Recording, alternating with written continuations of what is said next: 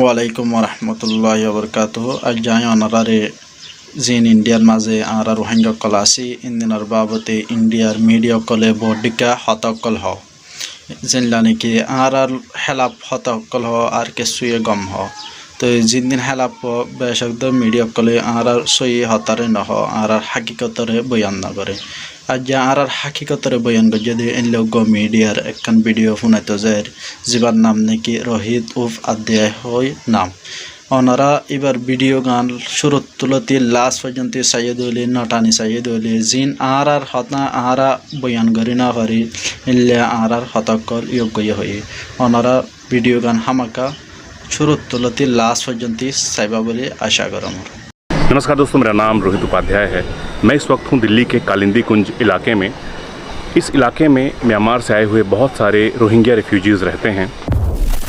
आइए जानते हैं कि क्यों इन लोगों को अपना देश छोड़कर भारत में आना पड़ा और इन्होंने भारत में आना ही क्यों चुना, किस तरह से यहाँ पर लोग रहते हैं, किस तरह की मुश्किलों का इनको सामना करना पड़ रहा है और क्या रोहिंग्या रेफ्यूजीज़ को हमें भगा देना चाहिए।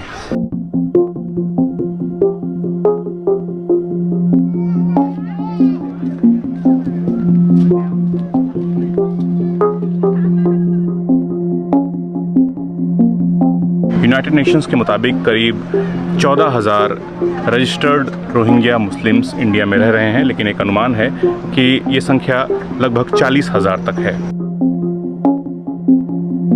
देखो 18 साल, 12 साल, 10 साल, 5 साल, 6 साल, 70, 80, 50 साल ऐसे लड़की को, औरत को, बुढ़े बुजुर्गों को रैप किया था। हम खुद देखा है। देखो ऐसा है, कोई नहीं चाहता अपना वतन छोड़ के और कहीं जाके रिफ्यूजी बनने के लिए, कोई नहीं चाहते। ये मजबूरी है। हम तो हमारा दादा परदादा सब वहाँ का है। हमारा जब सिटीजन छीन लिया गया, इसके बाद जब वहाँ पे मिलिट्री कानून आ गया तब मिलिट्री ने वहाँ का जो सरकार है, सरकार ने हमारा माँ बहन के ऊपर जुल्म करना शुरू कर दिया। तो हमें खेती बाड़ी करने नहीं देते, घर से बाहर निकलने नहीं देते, तो रात को आके माँ बहन के ऊपर जुल्म करते हैं। एक गांव से दूसरा गांव में जाने नहीं देते, पूरा कैद में रखा है। ऐसा है हम लोगों को वहाँ पे। दरअसल म्यांमार में एक मूवमेंट चल रहा है जिसे कहते हैं 969। इसका लीडर है एक बौद्ध भिक्षु असिन विराथू। उसने साल 2001 से म्यांमार के मुस्लिमों के खिलाफ मूवमेंट चलाना शुरू किया। इस मूवमेंट का लक्ष्य है म्यांमार से रोहिंग्या मुस्लिमों को बाहर निकालना। वोट का जो अधिकार है वो हमसे छीना गया। फिर स्कूलों में हमारे पाबंदी है पढ़ने का, सरकारी नौकरी हमें नहीं मिलता और ट्रैवल करने में भी दिक्कत होता है। हमें इधर उधर से जाने में भी प्रॉब्लम होता है और शादी करने में भी पाबंदी है, बच्चे पैदा करने में पाबंदी है। तो इस तरह बहुत सारे पाबंदी जो है हमारे ऊपर लगा के रखा है। 2013-14 में फिर कत्लेआम किया उन्होंने, बद्दिसों ने।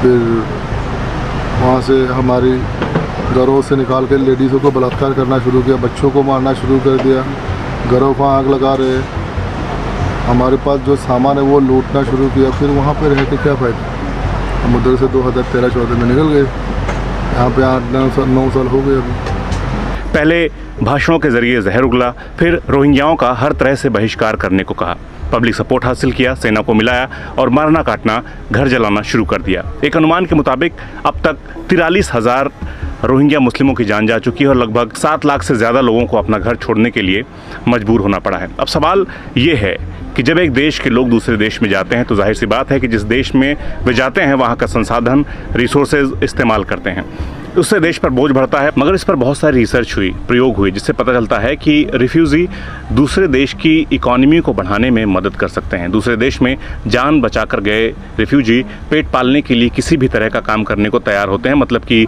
लेबर फोर्स मिल जाता है, वो भी सस्ते में, क्योंकि ज़्यादातर लोगों के देश में क्राइसिस की वजह से पढ़ाई लिखाई पर असर पड़ता है, जिससे वे कुछ ही काम करने योग्य होते हैं, बहुत बढ़िया नौकरी नहीं कर पाते हैं। लेकिन शरणार्थियों की योग्यता लायक काम देकर हम अपनी इकॉनमी मजबूत कर सकते हैं और कई देश कर भी रहे हैं। इसलिए शरणार्थियों को बोझ की तरह देखना बंद कर देना चाहिए।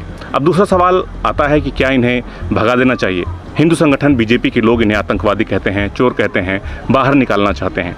लेकिन इस पूरे वीडियो को आप तक लाने का मेरा मकसद सिर्फ इतना है कि आप इन्हें और करीब से देख सकें, जान सकें, महसूस कर सकें कि ये कोई दूसरे ग्रह से आए लोग नहीं हैं, यही आसपास के ही देशों से आए हुए लोग हैं जो सिर्फ अपनी जान बचाने आए हैं। नहीं तो कौन रहना चाहेगा ऐसी हालत में। सरकार ये सोचते नहीं है, वो कह रहे हैं अपना देश कब्जा करने के लिए या भारत कब्जा करने के लिए। ये सुन के हमको भी कंफ्यूज हो जाती है, दिमाग में कुछ नहीं आती ये बात सुन के।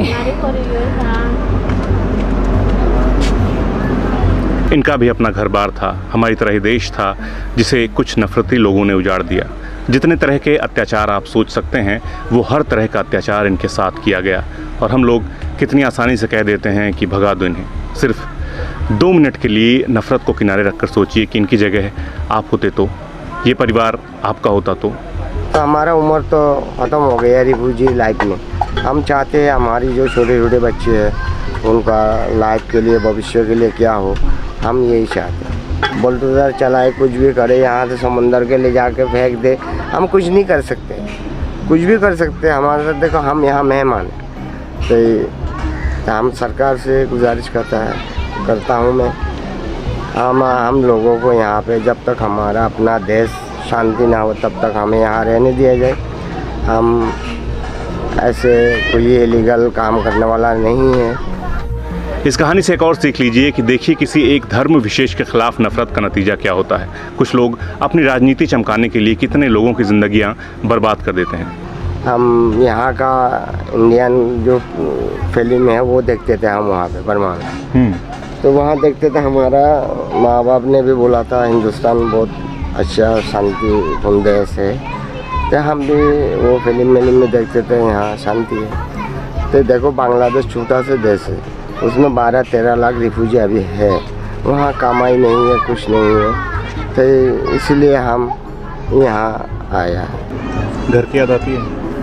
घर तो नहीं याद, हर सेकंड में, हर मिनट में भी आती है। गंदा का छोड़ दो, हर सेकंड में भी अपना देश का घर का याद आती है। हम क्या कहते, इतना बड़ा बड़ा घर छोड़ के, इतना बड़ा बड़ा मकान छोड़ के यहाँ अपना ज़िंदगी बचाने के लिए आया, इज्जत बचाने के लिए आया, ईमान बचाने के लिए आया। यहाँ भी ऐसी हालत है। क्या ज़रूरत थी इन्हें यहाँ आकर खुद को आतंकवादी कहलवाने की, मगर वही नफरत। इसलिए कहता हूँ कि अपने देश के असीम विरासतों को रोकिए, इस देश को टूटने से बचाइए, नफरत को नकारिए, मोहब्बत कीजिए। नमस्कार।